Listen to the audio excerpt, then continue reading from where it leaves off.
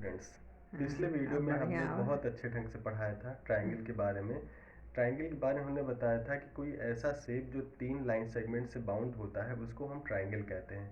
Try plus angle, अगर triangle को हम डिवाइड करते हैं तो हमें मिलता है 3 एंगल से बनी हुई शेप, उसको हम ट्रायंगल कहते हैं। यानी कि और फिर हमने टाइप्स ऑफ ट्रायंगल के बारे में डिस्कस किया था, यानी कि on the basis of side और on the basis of angle. On the basis of side हमने 3 टाइप के ट्रायंगल बताए थे, आइसोसेलेस, इक्विलैटरल और स्केलेंट ट्रायंगल। और हमने एंगल के बेसिस पर भी 3 ट्रायंगल बताए थे। फर्स्ट ट्रायंगल था obtuse angle triangle, acute angle triangle और राइट एंगल ट्रायंगल। इसके बाद हमने स्टार्ट की थी कॉन्ग्रुएंसी। बहुत ही इंपॉर्टेंट टॉपिक है। कॉन्ग्रुएंसी मीन्स होता है कि कोई भी दो शेप जो एक दूसरे को सुपर इम्पोज कर जाए, यानी कि एक के ऊपर एक को रखने पर कोई भी हमको डिफरेंस ना पता चले। जैसे कि हम एक जनरल लाइफ का एग्जांपल लेते हैं, आप चेयर तो देखे होंगे, जो हम एक चेयर को उसके ऊपर दूसरी चेयर को रख देते हैं, यानी कि सेम शेप की है, तो क्या कर जाती है, दोनों चेयर एक दूसरे को सुपर इम्पोज कर जाती है। इसी को हम क्या कहते हैं, कॉन्ग्रुएंसी। या congruency means same shape and same size. जैसे कि हम कॉन्ग्रुएंसी ऑफ ट्रायंगल स्टार्ट करते हैं। congruency of a triangle, its mean, let us take an example, triangle DEF and triangle ABC। ये दोनों ट्रायंगल कॉन्ग्रुएंस तब होंगे जब इनकी साइड्स इक्वल होगी, तीनों साइड्स इक्वल होंगी और इनके तीनों एंगल्स इक्वल होंगे। Let us take DE is equal to AB। हमें यहाँ पे ये ध्यान देना है कि इनकी एडजेसेंट साइड ही आपस में क्या होनी चाहिए, इक्वल होनी चाहिए। यानी कि D किसके इक्वल होगी, AB के इक्वल होगी। और EF किसके इक्वल होगी, BC के इक्वल होगी। और DF किसके इक्वल होगा, DF किसके इक्वल होगा, AC के इक्वल होगा। और इनके तीनों एंगल्स भी आपस में इक्वल होने चाहिए। यानी कि एंगल D किसके इक्वल होगा, एंगल A के इक्वल होगा। एंगल E किसके इक्वल होगा, एंगल B के इक्वल होगा। और एंगल F किसके इक्वल होगा, एंगल C के इक्वल होगा।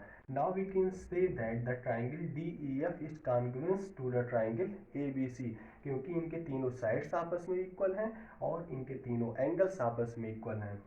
Triangle DEF is congruence to the triangle ABC।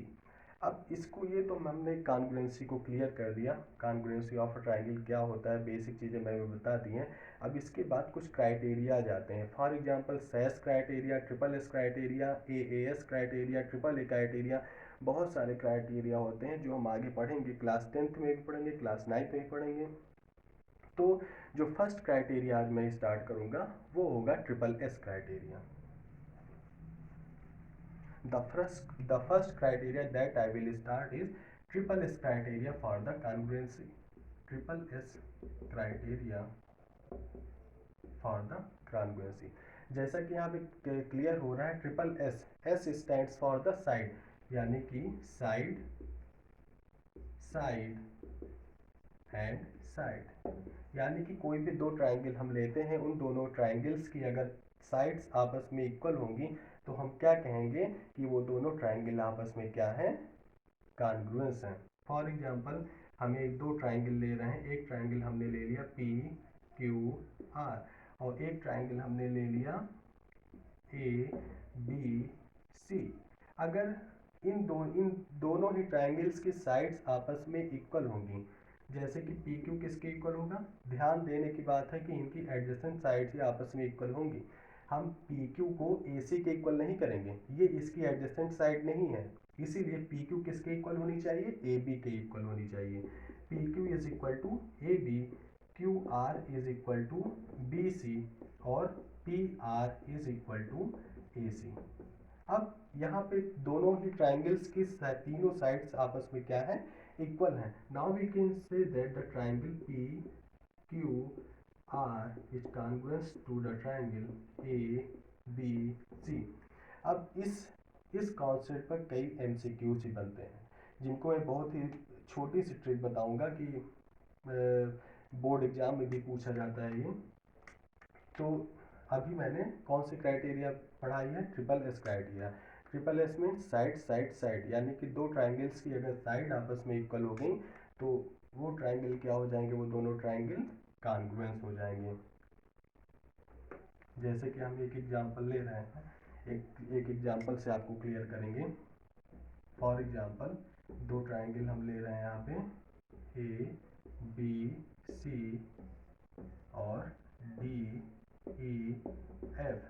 यहाँ पे ए बी को हमने ले लिया 5 सेंटीमीटर, बी सी को ले लिया हमने 6 सेंटीमीटर और ए सी को हमने ले लिया 3 सेंटीमीटर। और ट्राइंगल डी ई एफ में भी हमने क्या ले लिया, डी ई क्या ले लिया 5 सेंटीमीटर, ई एफ क्या ले लिया 6 सेंटीमीटर और डी एफ क्या ले लिया 3 सेंटीमीटर। अब इस डायग्राम से क्लियर हो रहा होगा कि ए बी किसके इक्वल है, डी ई के इक्वल है। ए बी किसके इक्वल है, डी ई के इक्वल है। बी सी किसके इक्वल है, बी सी किसके इक्वल है, ई एफ के इक्वल है। और ए सी किसके इक्वल है, ए सी किसके इक्वल है, डी एफ के इक्वल है। यानी कि अब यहाँ पे कौन सी क्राइटेरिया लगेगी। अब ऐसे ही डायग्राम दे देगा, आपसे क्राइटेरिया पूछेगा कि इन दोनों ही ट्राइंगल्स में कौन से क्राइटेरिया लग रही है। तो ये हम कह सकते हैं यहाँ पे ट्रिपल एस क्राइटेरिया लग रही है। तो यहाँ पे ट्रिपल एस क्राइटेरिया से ये दोनों ट्राइंगल क्या हो जाएंगे, आपस में कॉन्ग्रुएंस हो जाएंगे। Triangle A B C is